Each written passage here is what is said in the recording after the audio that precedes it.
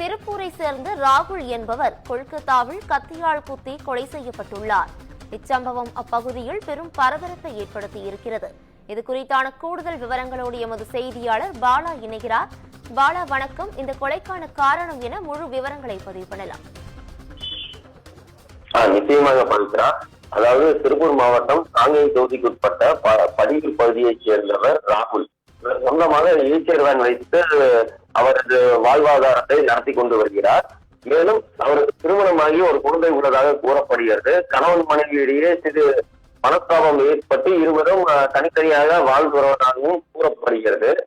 இவர் தினமும் பல மாநிலங்களுக்கு சான்றிதழை ஏற்றி சென்று அங்க போய் இறக்கி வைத்துவிட்டு வருவார். மேலும் அவரே தாமாக வாகனத்தை இயக்குவார் என்று கூறப்படுகிறது.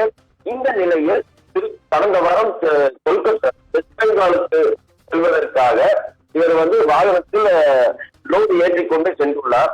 அப்பொழுது அங்கு அந்த கொல்கத்தா சென்ற பிறகு அங்கு அந்த பார்சல் எல்லாம் இறக்கி வைத்த பிறகு அங்குள்ள அந்த ஊர் சேர்ந்த நபர் ஒருவருடன் வாக்குவாதம் ஏற்பட்டதாக கூறப்படுகிறது.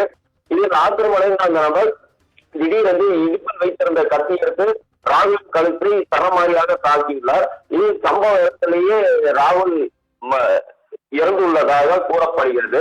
இதைத் தொடர்ந்து தற்போது அந்த பகுதியில் பொருத்தப்பட்டிருந்த சிசிடிவி காட்சிகள் தற்போது வெளியாகி பெரும் அதிர்ச்சியை ஏற்படுத்தியுள்ளது பவித்ரா.